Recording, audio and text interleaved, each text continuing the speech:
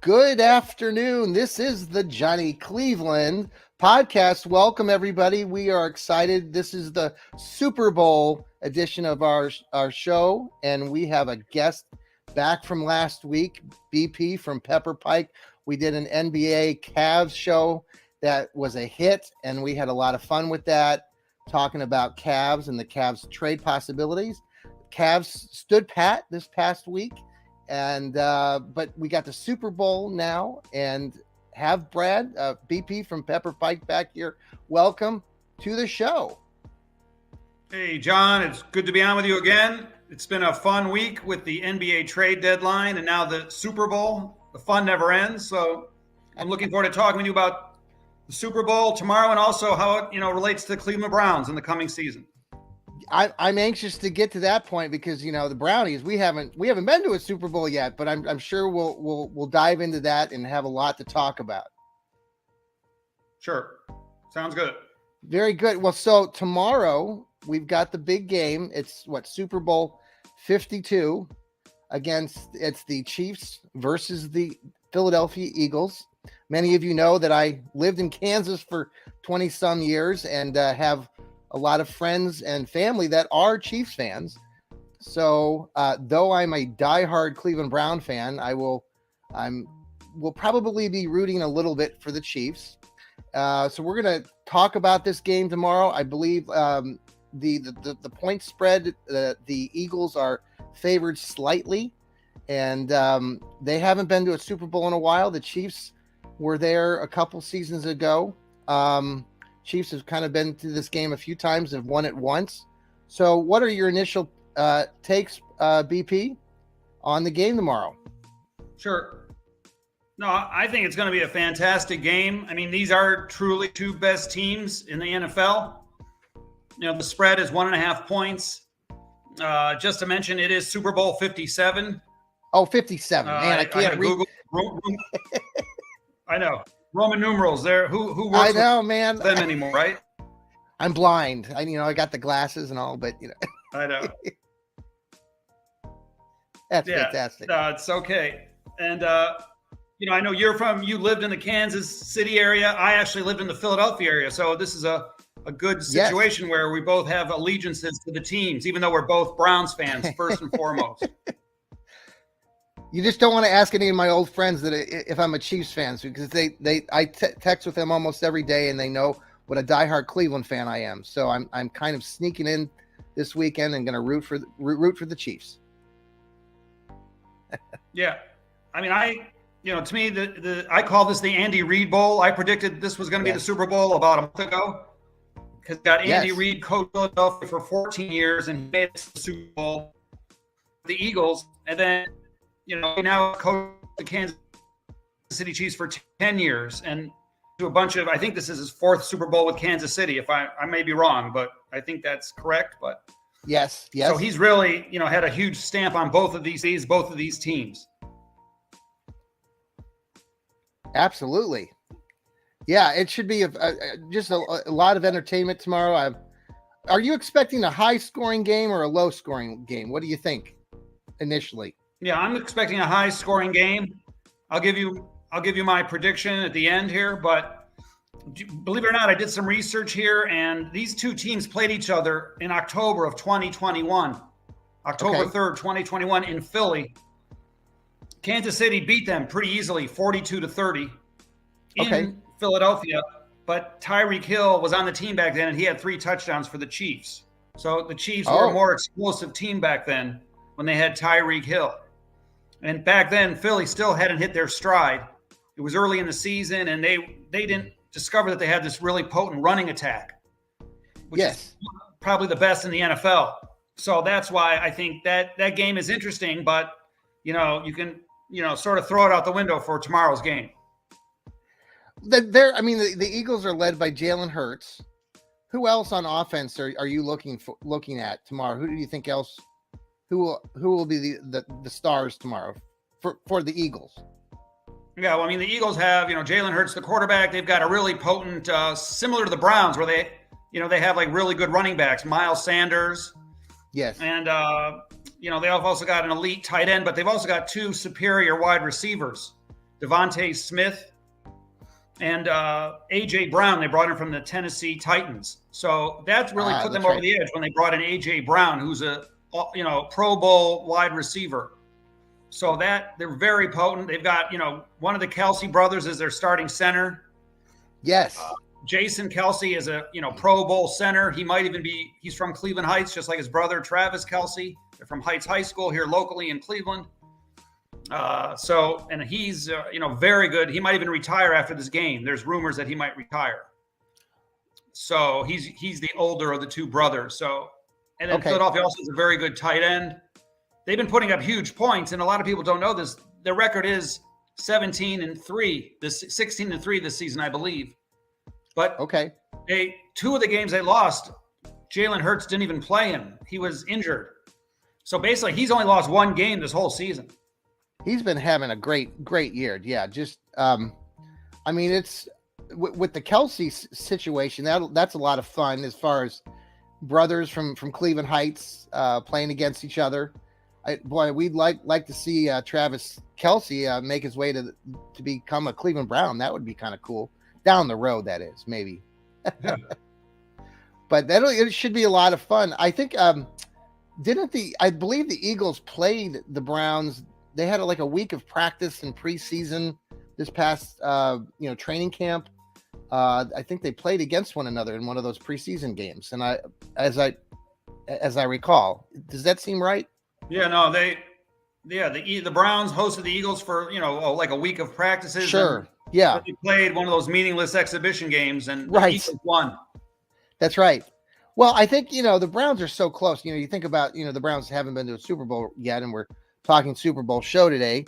But they're playing teams like the Eagles. And as I recall, thinking back to what they were talking about that week of practice with the Browns and the Eagles back then, it just seemed like, both teams were on the cusp of having a really good year. But, the Browns got sidetracked with not having their starting quarterback in there for most of the year. So, it'll be a great game tomorrow. So, there's a lot to watch for tomorrow. And on the other side, you've got the Chiefs. They've got Patrick Mahomes. He's kind of had that. He rolled his ankle during the last couple games, but now he's had a couple weeks to rest. I imagine he'll be pretty mobile.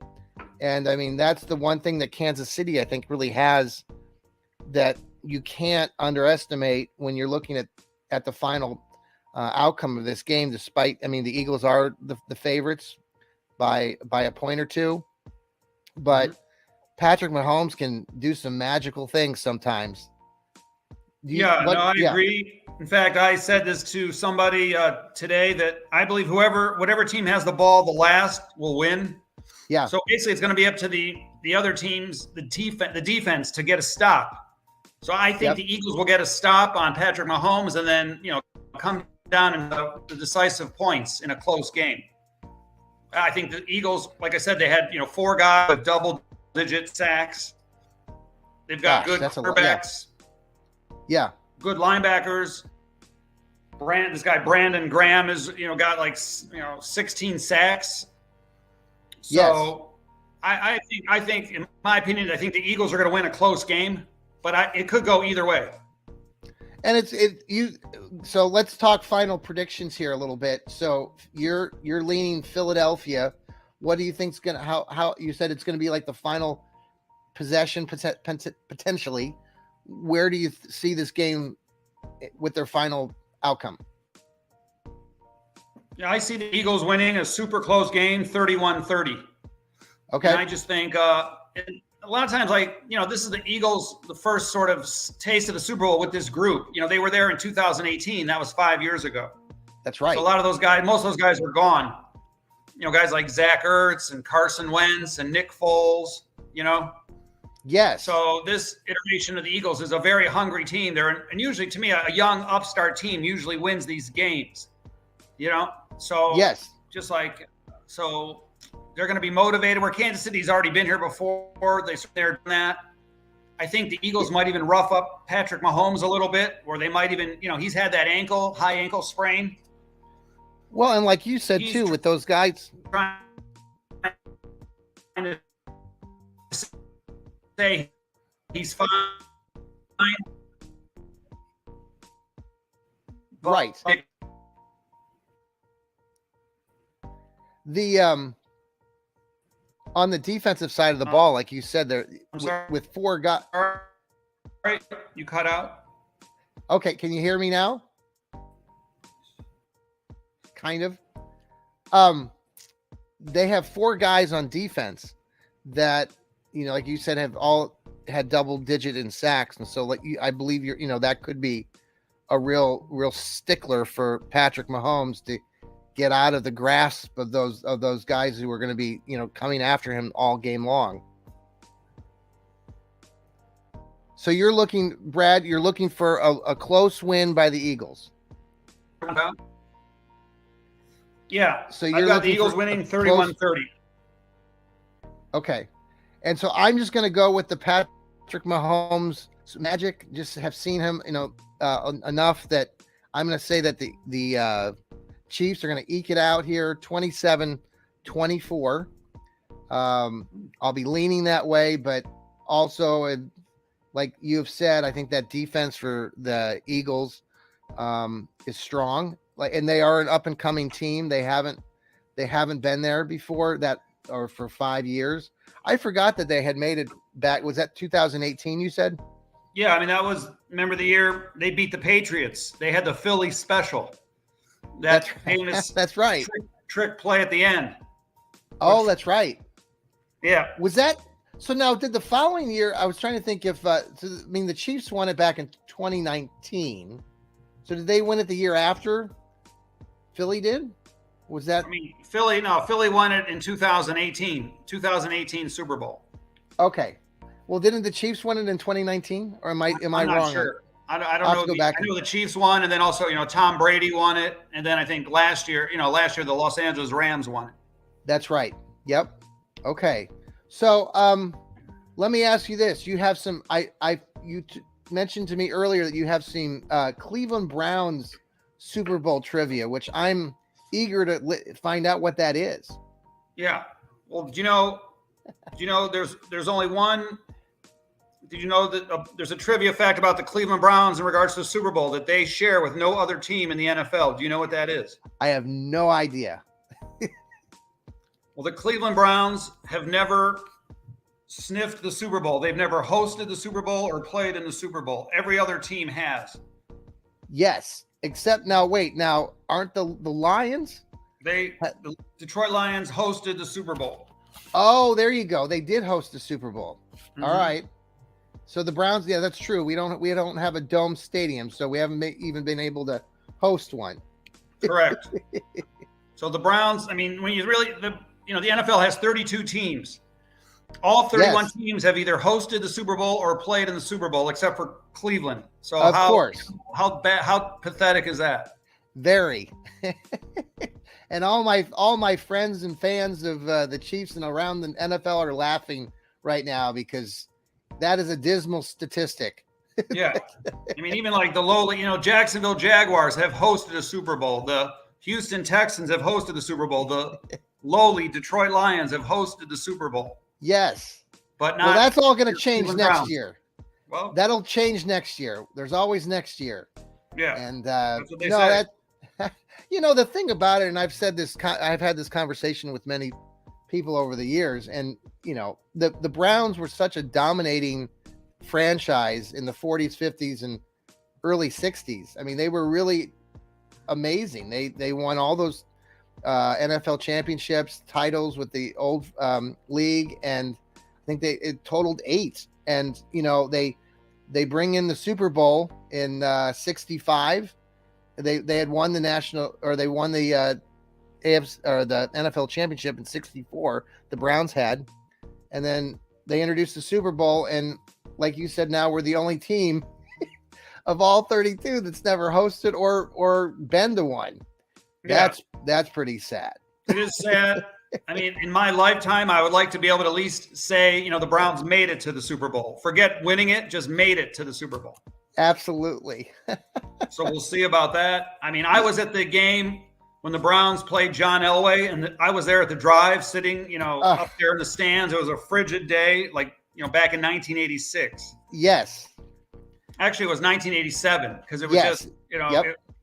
that was I was already talking with I was there with my uncles, and we were talking about Super Bowl plans and going to New Orleans for the game. Exactly. Well, and I had been there. I think we've talked about this off air. The prior week, what a difference, because I was at the Jets game, that double overtime win to get them to play Denver, and in that game, the Jets game, where the Browns were down by 10 points with 4 minutes to go, so they come back, they had this dramatic win, and then Denver. Oh, I'm so sorry you were there. So what an awful experience. You're talking about the Super Bowl and going to New Orleans, and then a no-go because of John Elway. No, it's a shame. I mean, I think if, Art Modell, really was not the richest owner back then. And I always felt the Browns just didn't have enough talent, like at wide receiver.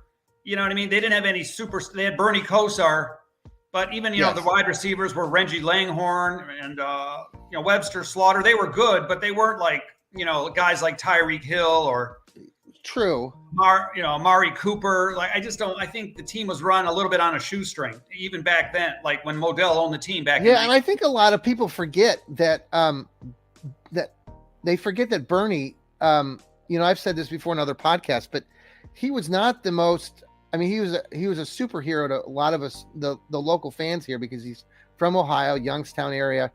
But he wasn't always an all-pro. He made a lot of mistakes. He turned the ball over. There, lots of interceptions. He wasn't as consistent as some might think. If you start going back and looking at it, watching games of old tape, he was great in moments, but he had his struggles. So we're all happy to be fans of Bernie. But it was, like you said, the Browns really were. They had a good run game. Ernest Biner and Kevin Mack, and like you said, the wide receivers. So lots of stories about Webster Slaughter that I've heard on the side. He was a very unique, interesting character outside of football. So. Mm-hmm. And then Reggie Langhorne still lives here in the Cleveland area. So he appears on like the post-game show on CBS here locally, Channel 19. That's cool. Yeah. Yeah, and he was he was a good player, but not like all pro, not pro caliber. That's kind of how the team was. Even on defense, they had Clay Matthews was really good, Michael Dean Perry, but you can't, they had Hanford Dixon. Yep. And Frank Minifield, but those guys weren't like, like the best of all time. They weren't like the Steelers seem to have all the really good players, Franco Harris, Mean Joe Green, Terry Bradshaw. The Browns were so close. That was the last real period for those young people that are listening to this podcast. That era of the Browns from the late 80s into the early 90s, they were Browns teams that really had a shot and almost got there, but didn't quite make it. So we'll hope for next year. So let me switch gears we're talking Browns a little bit. If you're looking, next year, kind of your outlook. I know we were talking off air a little bit about, or looking at their schedule, some of the teams that they're going to have on their schedule next year. Where do you see Cleveland next year? I know, Deshaun Watson didn't play for most of the season. Looks like some of the teams on their schedule are a little bit easier just because of where the Browns finished last in the AFC North this past year. What's your first assessment, or first outlook there with next year? Yeah, with the Browns, there's always, wait till next year, right? Absolutely. Since we're here at the Super Bowl, and one of these days we're going to make the Super Bowl. And hopefully it'll be with Deshaun Watson. That's why we're paying this guy, $45 million a year. An arm and a leg. Yeah. But we're paying him an arm and a leg. Yeah. And by the way, Deshaun Watson lives like 2 miles from my house. So, very nice. Well, you should go take a stroll and knock on his front door. I was thinking about going there, maybe play catch with him, run some routes and get him ready for the coming season. Oh, that would be fantastic. Yeah. But, I want to give him the benefit of the doubt. I think this year the Browns finished 7-10, but I think next year they could easily finish 10-7 or 11-6. I think we're going to get that easier schedule, like you mentioned. When you finish last in your division, then you get the easier schedule. So like you'll get the harder teams at home and then the easier teams on the road. Right. Yeah, it looks like they've got the Jags. They had a decent run at the end of the year. The tight ends were kind of up and down, especially down toward the end of the year last year. The Cardinals were a mess. I'm not really sold on Kyler Murray at all. Never have. 49ers will be tough, but then they go on the road to play like teams like Seattle, which that'll be Seattle's always tough to play in. It's a hostile environment. They go out to Los Angeles and play the Rams. I wonder if Baker will still be there. Probably not, but you never know. He might be. Yeah, and then they got the Colts and the Texans again away. So those two games, I mean, Colts are kind of going through a new search for a coach. The Texans are always kind of a mess. We get to go back down there with Deshaun Watson. Yeah. So probably like 11-6, 10-7. That'd be, you think about all the what ifs this year, but we have a 13-point lead against the Jets with under 2 minutes to go this year. You had a lead against the Falcons. I mean, those are 2 wins, and the loss to the Chargers. That's 3 games that really the Browns were kind of in control of. Instead of being 7-10, they could have ended up 10-7. So, but what if? Didn't happen. So the NFL Combine's coming up.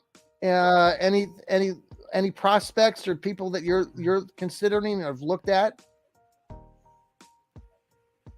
for the Browns? I'm sorry, can you repeat that? Yeah, the NFL Combine is coming up. Any college prospects that you are looking at yourself, or you've done any research on? I hate to be a downer, but I'm go back to last year. The Browns they didn't have their first round pick, but they had their second round pick, which was approximately like pick number 44 last year. Yes. Yep. And they decided to trade down, which I don't love trading down anytime, but they did trade down. I think they traded that 43rd pick, and then they got like 3 picks for that. But unfortunately, I really liked last year George Pickens, a wide receiver out of Georgia. He's like 6'2", 200, real fast, winning type receiver. I really wanted him last year at this time. Yep. And of course, the Browns traded down, and then the Steelers took him. Of course. And of course, he had a really good year for the Steelers, like 50 catches, 800 yards, and 5 touchdowns, which is really good production for like the third. He was like the 3rd wide receiver. So I was disappointed with that. So now here we are again. Now this year, the Browns again are looking for a wide receiver in the draft.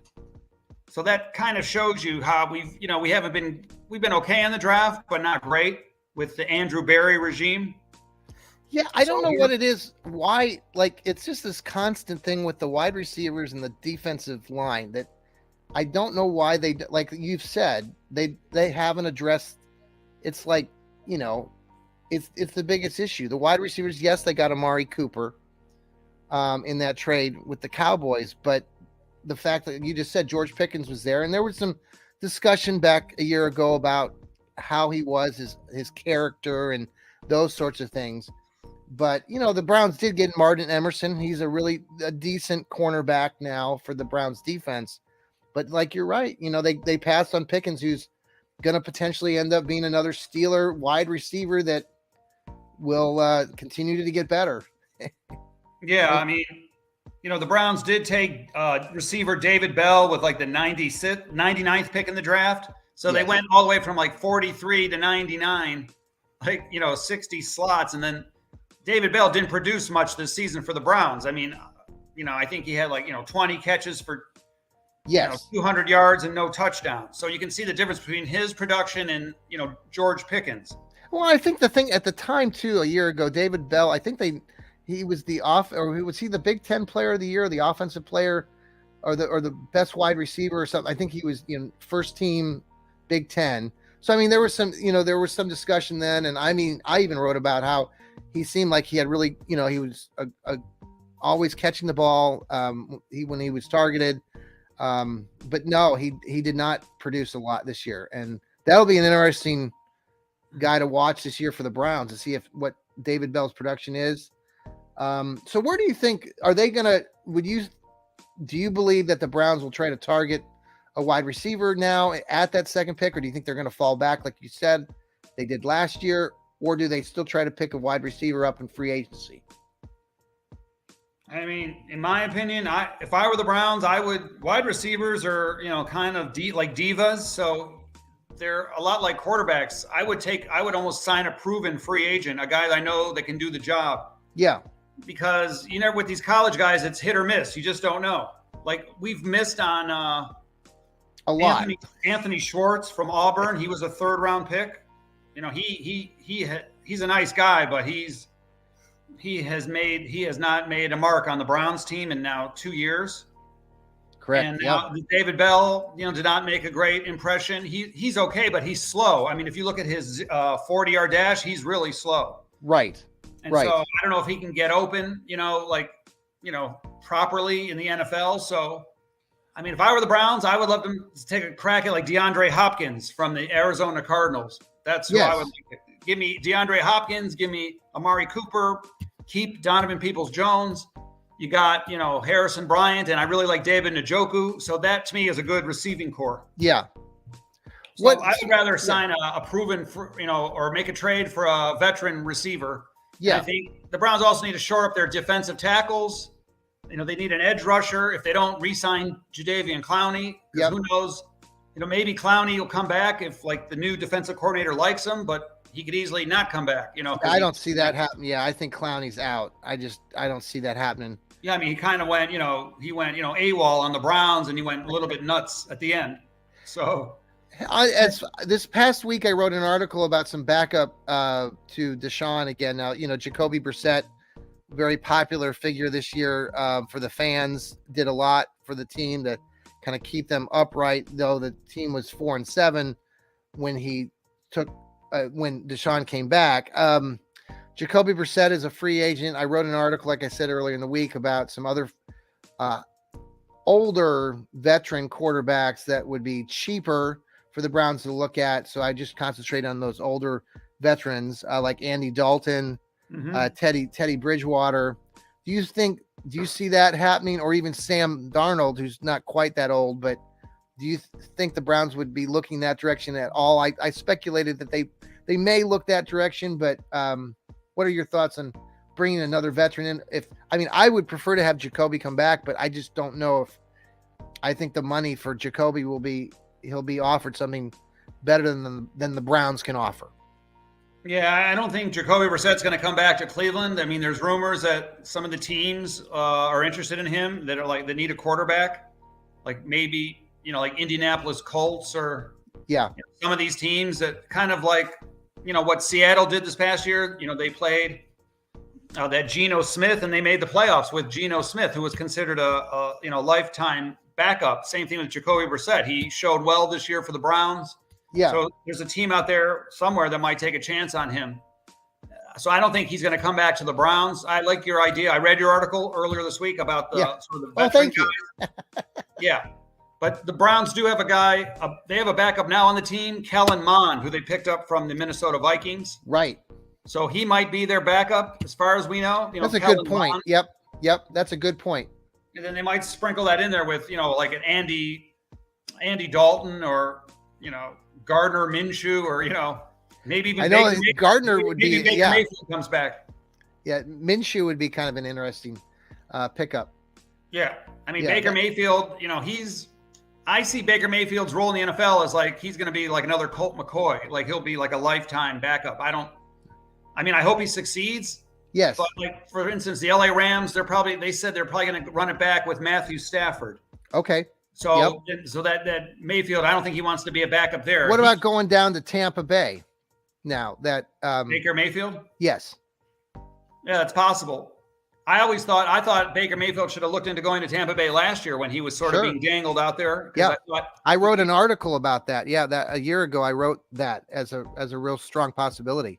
Yeah. But it really is a shame what happened to his career.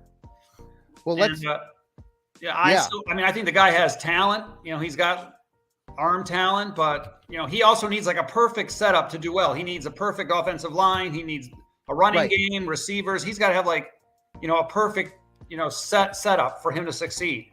If like his left tackle goes down or if his receiver's out, then usually he struggles. He needs like a perfect, setup. I mean, actually, I give the Browns credit. They realized that he wasn't the quarterback of the future, and so they made the move for Deshaun Watson. Yes, I agree with that assessment. Yep. So let me ask you this. So, the Browns have been back since 1999, and this past week, it was announced on their NFL awards. They announced the inductees to the Hall of Fame, and our offensive lineman, number 73, Joe Thomas, was inducted. He's the first modern era Brownie to make it back to the Hall of Fame. What are your thoughts about Joe Thomas? It's just before I let you speak here on it. He played on all these lousy teams, and he never missed a game. I find that pretty impressive. Mm-hmm. And it's nice to see that a Brown is finally going back to the Hall of Fame. What do you think? Yeah, I mean, it's a shame he never got to play in a playoff game. I don't think he ever made the playoffs. No. So I mean, it's actually a shame, and he deserved better. If I were him, I would have, asked out of here a long time ago. I would have gone to the Denver Broncos when they came calling for. Oh, that's right. Yeah, I mean, I would have been on the first plane to Denver, and he would have won a Super Bowl with Peyton Manning. So, I mean, yes. He could have, he always could have come back here and retired as a Brown and gone into the Hall of Fame as a Brown. So, I mean, I do appreciate his loyalty. Yeah, he's a super nice guy. He's the guy, when the NFL had their draft, the year he was drafted, he didn't show up in New York City at the draft. He went fishing with his father. Yes. In the middle of Wisconsin on a lake somewhere. So you got to give the guy credit for that. Hey, BP, I want to thank you for coming on the show again today. I wanted you to be able to share out again. You're on a lot of local media outlets and stuff. You discuss football, the NBA. Do you want to let the fans know again how to find you and where to listen to you next? Because we're going to have another show, I'm sure, here in the next couple of weeks here. We'll discuss more Browns maybe and more NBA as we get the Cavs get closer to the playoffs. Yeah. But what are some places that people can find you? Well, my Twitter handle is BP Ohio 2015. So you can find me on Twitter. I'm also, like today I was on with Garrett Bush on 92.3 The Fan. I'm always on there every Saturday, somewhere around 10 a.m. to 12. Okay. So I usually give my take on the Browns or the Cavs or the Guardians or Ohio State, depending on the season. I'm usually on 92.3 The Fan with some of the guys like Baskin and Phelps or with Jonathan Peterlin periodically. And that's usually, during the week. And then also I'm on NBA radio, usually with Justin Termini and NBA ex-player Eddie Johnson, usually from once a week from 4 to 7 on NBA radio, which is on Sirius XM radio. So very good. Also, I'm going to be having a watch party with G. Bush around April 15th. You're welcome to come with all your followers and Cleveland. It's going to be at High and Dry, Tremont High and Dry Bar. Okay. That'll be like a Cavs playoff watch party. The exact date is to be determined. Okay. So, and you're welcome to come. We'll be having, it'll be really fun. Last year we did it. We had hundreds of people. We gave away prizes at halftime. I did a trivia like a Cavs trivia contest. So we'll do that again. We're going to do that again this year, in April. And the date it'll be around middle of April after the Cavs start their playoff hunt. Okay. Well, we'd love to have any of those guys that like Garrett, and love to have them on our podcast here too. That'd be fun if we'd have you back and maybe a couple of those colleagues. So sure. Well, BP, I appreciate you coming on again and sharing your expertise and diving into a little bit of the Super Bowl chat. And it should be a good game tomorrow. Looking forward to it. And everybody, I'm sure, is gathering their snacks and their goodies for tomorrow to watch I heard the pregame stuff is starting like at 11 o'clock or noon. Like they're starting their programming. I'm like, that's me. It's like oversaturation. I actually go to ESPN.com. I say, what time is that kickoff? It says 6:30. That's when I turn the game on. Yeah. Otherwise, my brain gets oversaturated. I was listening to some other guys discuss it on 97.1, the fan up down here in Columbus, and the one guy said, "Yeah, I'll have it on. It'll just kind of be like background noise." so I thought that was a good take. Yeah, as a sports fan, it's good to know that it's there starting at like 9 a.m. tomorrow morning. Yeah, but and then we'll be in this. I'll just flip the TV on at 6:30 and watch for the next 4 hours. Well, the week after the Super Bowl, it's kind of depressing because we don't have football. But then you have the NFL Combine starting up, so we can start talking prospects and the possibilities for all the teams and the Brownies. So, again, BP, thank you so much for joining our show today. It was a lot of fun, and look forward to having you back the next time. Thank you. I want to just say to everybody, enjoy the game. It should be fun, and it was a great season. And I think the Browns. I really think better times are ahead for the Cleveland Browns going forward. I really do. That's awesome. Go Chiefs tomorrow. And hope it's a great game between the Chiefs and the Eagles. Everybody, this is the Johnny Cleveland podcast. And everybody remember to keep smiling. Everybody take care. Bye.